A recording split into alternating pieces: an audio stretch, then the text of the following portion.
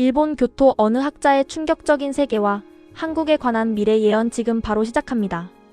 수십 년간 보이지 않는 세계와 보이는 과학의 세계를 동시에 연구해 온 일본의 지성이라 불리는 마트다. 류헤이 마트다 교수는 젊은 시절 일본 최고의 명문대에서 물리학을 가르치던 과학자였습니다. 눈에 보이지 않는 것은 믿지 않았고 오로지 숫자와 증명된 사실만이 진실이라 믿었던 그였습니다. 그런 그가 돌연 강단을 떠난 것은 지금으로부터 40년 전 우연히 접하게 된 한 권의 낡은 책 때문이었습니다. 그것은 일본의 영적 예언서 중에서도 가장 난해하다고 알려진 1월 신시였습니다. 1944년 한 화가에게 신이 내려 붓을 잡은 손이 저절로 움직이며 쓰였다는 이 기이한 예언서는 다가올 세상의 대청소와 그 이후에 올 미륵의 세상을 예언하고 있습니다. 마트다 교수는 이 책을 연구하던 중 과학으로는 설명할 수 없는 경험을 했고 그날 이후 하늘의 소리를 듣고 미래를 보는 눈을 뜨게 되었습니다. 그는 평생을 숨어 지내며 자신이 본 미래를 기록으로만 남겨두려 했습니다. 하지만 다가오는 2026년의 기운이 너무나도 거대하고 강렬하기에 더 이상 침묵할 수 없어 무거운 입을 열었습니다. 지금부터 전해드릴 내용은 그가 평생을 바쳐 해석한 1월 신시의 비밀과 그가 직접 영적인 눈으로 목격한 2026년 이후의 세상에 대한 기록입니다. 노학자의 목소리에 귀를 기울여 보십시오. 그의 목소리는 떨리고 있었지만 눈빛만은 확신에 차 있었습니다. 사람들은 내 말을 헛소리라 치부할지도 모르오. 허나 귀 있는 자는 들을 것이고 눈 있는 자는 보게 될 것이니 2026년 인류는 지금까지 단 한 번도 경험해보지 못한 거대한 문턱을 넘게 될 것이오. 이것은 단순한 시대의 변화가 아닙니다. 마치 애벌레가 껍질을 찢고 나비가 되듯 인류라는 종 자체가 완전히 다른 차원으로 넘어가는 탈바꿈의 시작인 것이오. 우리가 알던 물질의 시대가 끝나고 영혼의 시대가 열리는 그 찰나의 순간이오. 마트다 교수는 2026년이 인류 역사상 가장 중요한 분기점이 될 것이라고 단언합니다. 그는 이 시기를 가리켜 신의 문이 열리는 해라고 표현했습니다. 지금까지 우리는 열심히 일해서 돈을 벌고 그 돈으로 물건을 사며 풍요를 누리는 것을 행복이라 여겼습니다. 하지만 2026년부터 시작될 변화는 우리가 소중하게 여겼던 돈이나 권력, 명예 같은 것들이 한순간에 휴지 조각처럼 무의미해질 수 있음을 경고합니다. 그가 본 미래의 첫 번째 징조는 바로 인간의 머리를 뛰어넘는 생각하는 기계들의 등장이었습니다. 우리는 이것을 기술의 발전이라 부르지만 마트다 교수는 이것을 영적인 시각에서 전혀 다르게 해석했습니다. 잘 들으시오. 인간이 만들어낸 도구가 인간의 지능을 아득히 넘어서는 날 세상은 요술방망이를 얻은 것과 같아질 것이오. 그 기계들은 잠도 자지 않고 지치지도 않으며 인간이 100년 걸려 알아낼 것을 단 하루 만에 찾아낼 것이오. 먹을 것이 부족한 곳에는 식량을 만들어내고 몸이 아픈 곳은 순식간에 고쳐낼 것이니 겉으로 보기에는 지상 낙원이 도래한 듯 보일 것이오. 상상하는 모든 것이 눈앞에 현실로 나타나는 세상. 그것이 바로 2026년부터 가속화될 첫 번째 미래의 모습이오. 그의 예언에 따르면 2026년 이후 인류는 놀라운 속도로 발전을 거듭합니다. 과거 100년 동안 이루었던 발전이 불과 하루 만에 이루어지는 기적 같은 일들이 일상처럼 벌어질 것입니다. 불치병이라 불리던 병들이 사라지고 늙지 않는 약이 나오며 힘든 노동은 모두 기계가 대신하게 됩니다. 사람들은 더 이상 먹고 살기 위해 땀 흘려 일할 필요가 없어지게 됩니다. 이것은 분명 축복처럼 들립니다. 하지만 마트다 교수의 표정은 어두웠습니다. 그는 이 엄청난 풍요 속에 숨겨진 무서운 함정을 보았기 때문입니다. 1월 신시에서 말한 대청소가 시작되기 전 하늘은 인간들에게 마지막 시험을 내린다는 것입니다. 그것은 바로 편리함과 욕망이라는 시험입니다.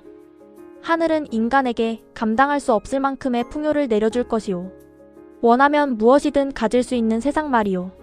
하지만 기억해야 하오. 배가 부르면 사람은 간절함을 잃고 몸이 편하면 정신은 썩기 마련이오. 이 생각하는 기계들이 가져다줄 풍요는 역설적으로 인간의 영혼을 시험하는 가장 큰 장애물이 될 것이오. 물질이 차고 넘칠 때 사람들은 비로소 물질 너머에 있는 무언가를 찾기 시작하거나 아니면 쾌락에 빠져 스스로 파멸하거나 둘 중 하나의 길을 걷게 될 것이요. 이것이 바로 2026년부터 2030년 사이에 벌어질 첫 번째 흐름이요. 마트다 교수의 예언은 여기서 멈추지 않습니다. 그는 이 급격한 기술의 발전이 결국 인류를 전혀 예상치 못한 방향으로 이끌 것이라고 말합니다. 모든 것이 풍족해진 세상에서 사람들은 아이러니하게도 더 큰 공허함을 느끼게 됩니다. 아무리 좋은 물건을 가져도 채워지지 않는 마음의 빈자리. 바로 그때 인류는 눈에 보이는 세상이 전부가 아니라는 것을 깨닫게 됩니다. 그리고 그 깨달음은 기술의 도움을 받아 지금까지 미신이나 종교의 영역으로만 여겨졌던 영혼의 세계를 현실로 끄집어내게 됩니다. 기계가 모든 것을 다 해주는데도 인간은 외로울 것이요. 그때 사람들은 깨달을 것이요. 내 육신이 편안하다고 해서 내 영혼이 행복한 것이 아니구나. 이 거대한 허무함이 세상을 덮칠 때 인류는 비로소 하늘을 올려다보게 될 것이요. 그리고 놀랍게도 그 생각하는 기계들은 인간에게 물질을 주는 것을 넘어 보이지 않는 세계의 문까지 두드리게 될 것이요. 과학이 고도로 발달하면 결국 신비와 만난다는 말이 있지 않소. 2026년 이후 우리는 바로 그 지점을 목격하게 될 것이요. 지금까지 과학자들은 눈에 보이지 않는 영혼이나 사후, 세계기와 같은 것을 미신이라 무시해왔습니다.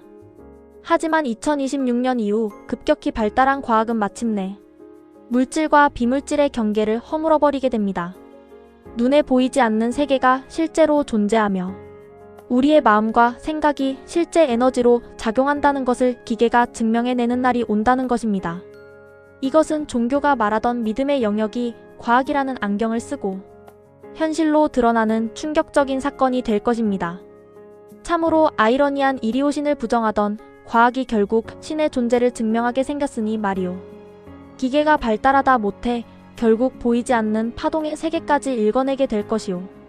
여러분이 마음속으로 나쁜 마음을 먹으면 그 파장이 검은색으로 나타나고 좋은 마음을 먹으면 황금빛으로 나타나는 것을 기계가 눈으로 보여주는 세상이 온다는 뜻이오.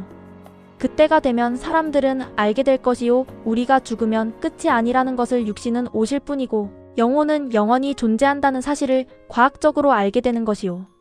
이것은 인류 역사상 가장 큰 충격이자 새로운 차원으로 넘어가는 열쇠가 될 것이요. 마츠다 교수는 이 시점을 기점으로 세상이 물질의 시대에서 영성의 시대로 완전히 전환된다고 예언합니다. 하지만 이 변화는 조용히 오지 않습니다. 기존의 질서가 무너지고 새로운 질서가 세워질 때는 반드시 큰 진통이 따르는 마련입니다. 1월 신시에서 예언한 대청소가 바로 이 시기에 시작됩니다. 세상의 파동이, 즉 세상의 기운 자체가 고차원적으로 바뀌기 시작하면서 그 맑고 높은 기운에 적응하지 못하는 탁한 기운을 가진 존재들은 더 이상 이 땅에 발붙이기 어렵다는 무서운 경고입니다. 이것은 누가 벌을 주는 것이 아닙니다. 마치 여름이 가고 겨울이 오면 여름 옷을 입은 사람이 견디지 못하는 것과 같은 자연의 이치입니다. 2029년이 지나고 2030년을 향해 갈 때 세상의 공기가 바뀔 것이요. 숨쉬는 공기가 바뀐다는 게 아니라 하늘과 땅을 채우고 있는 기운이 바뀐다는 말이요. 이때부터는 거짓말을 하거나 남을 해치려는 마음, 욕심으로 가득 찬 마음을 가진 사람들은 숨을 쉬기가 답답해질 것이요. 바뀐 세상의 맑은 기운과 그들의 탁한 마음이 충돌하기 때문이요. 반면 마음을 맑게 닫고 남을 위하는 사람들은 날아갈 듯 몸이 가벼워지고 머리가 맑아질 것이요. 이것이 바로 하늘이 솎아내는 작업, 즉 알곡과 죽정이를 가르는 일이 시작되는 것이요. 이때부터 세상은 두 쪽으로 갈라지기 시작할 것이요. 교수의 말대로라면 2026년 이후의 미래는 우리에게 축복이자 동시에 엄중한 심판의 시기가 될 것입니다. 기술이 가져다준 풍요 속에서 영성을 되찾느냐, 아니면 물질의 노예가 되어 사라지느냐, 그 갈림길에서 인류는 운명을 건 선택을 하게 됩니다. 마츠다 류헤이 교수는 1월 신시의 핵심 내용을 한마디로 가을의 추수라고 정의했습니다. 농부가 봄부터 여름까지 땀 흘려 농사를 지은 뒤 가을이 되면 낫을 들고 밭으로 나가 알곡과 쭉정이를 가려내듯 우주도 인류를 상대로 거대한 타작을 시작한다는 것입니다. 2030년을 전후로 벌어질 이 현상은 눈에 보이는 전쟁이나 천재지변보다 훨씬 더 은밀하고 근원적인 변화입니다. 교수는 이것을 영적인 체질 개선이라고 설명했습니다. 세상의 기운이 너무나 맑고 고귀하게 바뀌기 때문에 욕심과 미움, 질투와 같은 착한 마음을 품고 사는 사람들은 그 기운을 견디지 못하고 스스로 도태된다는 것입니다. 많은 예언가가 불이 떨어지고 물이 덮치는 재앙을 말하지만 내가 본 미래의 진짜 모습은 그리 요란하지 않소. 그저 조용히 그러나 확실하게 속아냄이 일어날 뿐이요. 마치 가을바람이 불면 죽은 가지와 낙엽이 힘없이 떨어져 나가듯 말이요. 앞으로 닥칠 세상에서는 돈이 많거나 힘이 세다고 살아남는 것이 아니요. 오직 마음의 결이 고운 사람, 영혼이 맑은 사람만이 바뀐 세상의 공기를 호흡할 수 있어. 반대로 남을 속이고 제 배만 불리던 자들은 아무런 변명도 없이 시름시름 앓거나 갑자기 정신을 놓아버리는 괴상한 일들을 겪게 될 것이요. 이것은 병이 아니라 바뀐 천지에 적응하지 못한 부작용이요. 교수는 이 시기의 의학으로는 설명할 수 없는 기이한 현상들이 전 세계적으로 나타날 것이라 예언했습니다. 병원에 가도 원인을 알 수 없는데 몸이 불덩어리처럼 뜨거워지거나 가위 눌린 듯 숨을 쉬지 못하는 사람들이 넘쳐난다는 것입니다. 사람들은 이것을 새로운 유행병이라 부르며 공포에 떨겠지만 마츠다 교수는 이것이 영혼의 무게를 재는 과정이라고 말합니다. 물질에 집착하여 영혼이 무거워진 사람은 가라앉고 마음을 비워 영혼이 가벼워진 사람은 떠오르는 시기. 이것이 바로 1월 신시에서 그토록 경고했던 대청소의 실체입니다. 이 과정에서 안타깝게도 준비되지 않은 많은 인구가 세상을 떠나게 되지만 교수는 이를 두고 슬퍼할 일이 아니라 썩은 살을 도려내고 새살이 돋는 치유의 과정으로 받아들여야 한다고 강조했습니다. 이러한 영적 대청소는 개인에게만 일어나는 것이 아닙니다. 국가와 문명 단위에서도 거대한 지각 변동이 일어납니다. 마치다 교수는 지도를 가리키며 서쪽을 쳐다보았습니다. 지난 수백 년간 세계를 지배해 온 서양 문명, 즉 유럽과 미국의 시대가 저물어가고 있음을 본 것입니다. 그는 서양 문명을 불의 문명이라 칭했습니다. 불처럼 타오르며 팽창하고 물질을 태워 에너지를 얻는 방식이 한계에 다다른 것입니다. 해는 동쪽에서 떠서 서쪽으로 지는 법이요. 문명의 기운도 마찬가지요. 지난 세월 서양은 물질이라는 거대한 탑을 쌓아 올렸어. 그들은 눈에 보이는 것을 정복하고 지배하는 데는 성공했지만 그 과정에서 사람의 마음은 황폐해졌어. 이제 그 불의 시대가 끝나가고 있어. 2026년 이후 서양의 강대국들은 내부에서부터 무너지기 시작할 것이요. 경제가 무너지는 것이 먼저가 아니라 그 사회를 지탱하던 정신과 도덕이 무너져 내리면서 스스로 주저앉게 될 것이요. 그들은 뒤늦게 동양의 지혜를 구하려 하겠지만 이미 때는 늦었어. 교수의 예언에 따르면 미국의 구구는 2028년을 기점으로 급격히 쇠락하게 됩니다.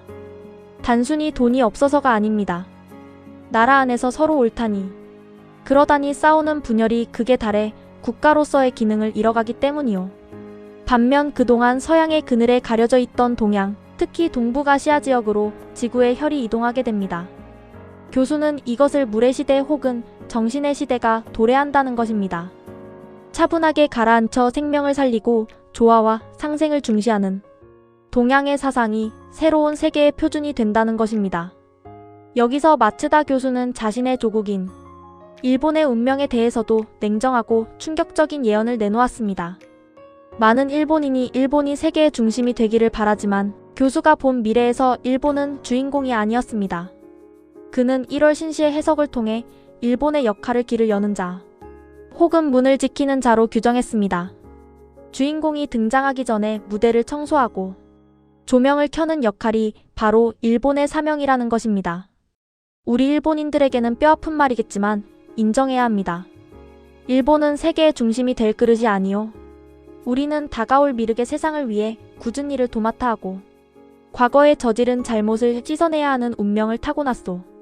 일본 열도가 겪게 될 지진이나 해일 같은 자연의 시련들은 그 업보를 씻어내기 위한 필연적인 과정이요. 일본은 서양의 기운을 가장 먼저 받아들여 동양을 오염시킨 죄가 있기에 그것을 청산하는 아픔을 겪어야만 해요. 하지만 그 아픔 끝에 일본은 진정한 동방의 등불인 옆나라를 보좌하며 새로운 시대로 나아가게 되리요. 그렇다면 일본이 보좌해야 할 서양의 기운이 지고 난 자리에 새롭게 떠오를 태양은 과연 어디일까요? 마치다 교수의 손가락은 정확히 한반도를 가리키고 있었습니다. 그는 한국을 단순히 발전할 나라 정도가 아니라 태초의 씨앗이 보존된 땅이라고 표현했습니다. 인류가 물질 문명의 끝에서 길을 잃었을 때 다시 시작할 수 있는 정신적 유전자가 고스란히 남아있는 곳이라고 말입니다. 세계 지도, 아니 지구 전체를 하나의 사람 몸으로 비유해봅시다. 서양은 손과 발이 되어 열심히 움직였고 이제 그 역할을 다했소. 그렇다면 생명의 기운이 모이는 곳, 영원히 숨쉬는 곳은 어디겠소? 바로 동북아시아의 저 작은 반도 한국이요. 2030년이 되면 전 세계가 알게 될 것이오. 우리가 잃어버린 인간다운 삶의 해답이 저곳에 있었다는 것을. 한국은 이제 경제대국을 넘어 인류를 구원할 정신적 지도국으로 우뚝 서게 될 것이오. 마치다 교수는 한국의 미래를 이야기할 때 가장 눈빛이 빛났습니다. 그는 한국이 겪어온 수많은 고난과 침략, 그리고 분단의 아픔조차도 이 위대한 시대를 맞이하기 위한 훈련 과정이었다고 해석했습니다. 쇠는 두드릴수록 단단해지듯 한국은 역사라는 용광로 속에서 단련되어 이제야 비로소 그 찬란한 빛을 발할 준비를 마쳤다는 것입니다. 서양이 지는 해라면 한국은 이제 막 솟아오르는 아침해와 같습니다. 그리고 그 빛은 단순히 한국만의 영광이 아니라 전 인류를 새로운 차원으로 이끄는 등대가 될 것입니다.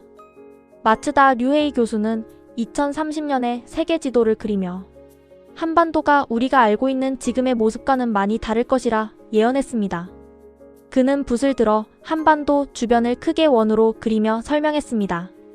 이 시기가 되면 국경선이라는 개념이 무색해질 정도로 한국의 영향력이 주변으로 뻗어나간다는 것입니다.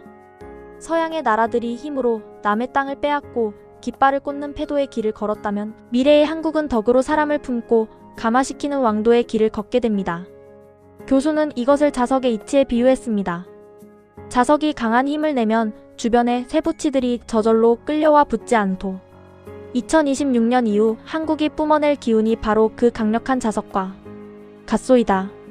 억지로 총칼을 앞세워 땅을 넓히는 게 아니오. 한국이 가진 정신적인 빛, 그 홍익의 뜻이 너무나 크고 밝아서 주변에 살던 사람들이 나도 저 품에 안겨 살고 싶다며 스스로 울타리를 허물고 들어오게 되는 것이요. 이것이 바로 1월 신시에서 말하는 모든 것이 하나로 돌아가는 이치요. 가장 먼저 그 기운에 녹아내릴 것은 바로 남과 북을 가로막고 있는 저 녹슨 철조망이 될 것이요. 교수의 예언에 따르면 2028년 무렵 전 세계를 휩쓸 영적 대청소의 바람이 불 때 북쪽 땅에 닫힌 문도 봄눈 녹듯이 스르르 열리게 됩니다. 억압받던 북쪽 동포들이 먼저 깨어나고 남쪽의 형제들을 향해 손을 뻗게 된다는 것입니다. 교수는 이 과정이 너무나 순식간에 그리고 평화롭게 일어나 전 세계가 이것은 신의 조화다라고 무릎을 치며 감탄할 것이라 말했습니다. 총 한 방 쏘지 않고 피 한 방울 흘리지 않고 오랫동안 헤어졌던 형제가 한 집 살림을 합치는 기적. 이것이 한국이 보여줄 첫 번째 미래입니다. 하지만 놀라움은 여기서 끝나지 않습니다. 통일된 한국의 기운은 두만강을 넘어 저 광활한 만주벌판과 요동 땅으로 거침없이 뻗어나갑니다. 마치다 교수는 고개를 들어 먼 북쪽 한이를 응시했습니다. 그는 그 땅들이 본래 남의 땅이 아니라 아주 먼 옛날 그들의 앞마당이었음을 강조했습니다. 역사의 수레바퀴가 돌고 돌아 이젠 잃어버렸던 그 옛날 땅의 주인들이 귀환하는 시기가 도래했다는 것입니다. 지도를 펴놓고 잘 보시오. 지금은 중국 땅이니 러시아 땅이니 줄을 그어놓았지만 2030년대 중반이 되면 그 경계가 흐릿해질 것이오. 그곳에 사는 사람들, 특히 한국의 핏줄이 섞인 동포들이 먼저 한국의 기운에 동화될 것이오. 중국이 내부의 혼란으로 여러 갈래로 쪼개지고 힘을 잃을 때 만주와 연해주 일대의 사람들은 살 길을 찾아 빛이 나는 쪽으로 고개를 돌리게 되어 있어 그 빛이 바로 통일된 한국이오. 그들은 스스로 한국의 울타리 안으로 들어와 우리를 받아달라고 청하게 되는 것이오. 이렇게 한국의 영토는 태초의 신성한 제국의 모습을 되찾게 될 것이오. 교수의 말은 침략이 아니라 복원이었습니다. 태초의 하늘의 뜻을 받아 세상을 다스리던 신시의 시대가 21세기에 다시 재현되는 것입니다. 이때 한국은 단순히 땅만 넓은 나라가 아닙니다. 전 세계에서 가장 높은 수준의 도덕성과 영성을 갖춘 말 그대로 어른의 나라가 됩니다. 이러한 한국의 부상은 2026년부터 시작된 기술의 발전과도 절묘하게 맞아떨어집니다. 교수는 한국인들의 손재주와 명석한 두뇌가 생각하는 기계와 만날 때 상상할 수 없는 시너지를 낼 것이라 예언했습니다. 한국은 전 세계에서 가장 먼저 AI 기술을 영적인 분야에 접목해서 물질과 정신이 완벽하게 조화된 새로운 문명을 탄생시킵니다. 에너지가 무한히 솟아나고 환경 오염이 사라지며 사람이 사람답게 존중받는 세상, 다른 나라들이 이제 막 걸음마를 뗄 때 한국은 이미 날개를 달고 날아오르는 형국입니다. 이 위대한 변화의 시기, 한국인 한 사람의 역할은 무엇보다 중요합니다. 마치다 교수는 한국인들을 향해 잠자는 사자가 아니라 잠에서 깬 신선이 되어야 한다고 당부합니다. 자신이 얼마나 위대한 혈통을 이어받았는지, 자신들의 조상이 얼마나 높은 뜻을 가지고 살았는지 깨달아야 한다는 것입니다. 한국인들이요, 거울을 보시오. 당신들의 눈동자 속에는 수천 년 전 하늘을 열고 땅에 내려와 세상을 가르친 유전자가 살아 숨쉬고 있소이다. 그러니 자부심을 가지고 준비하시오. 당신들의 나라가 세계의 지붕이 되는 날이 머지않았어. 교수의 목소리에는 부러움과 경외심이 섞여 있었습니다. 일본인으로서 자신의 나라가 주인공이 되지 못함에 대한 아쉬움도 있었겠지만 그보다 더 큰 것은 다가올 미래의 한국이 보여줄 찬란한 문명에 대한 학자로서의 감탄이었습니다. 그는 1월 신시에 숨겨진 마지막 장들이 모두 흰옷을 입은 민족을 찬양하는 내용으로 채워져 있음을 고백했습니다. 마치 다리오 헤이 교수는 2035년을 넘어 2040년을 향해 가는 한국의 모습을 한마디로 오래된 미래라고 표현했습니다.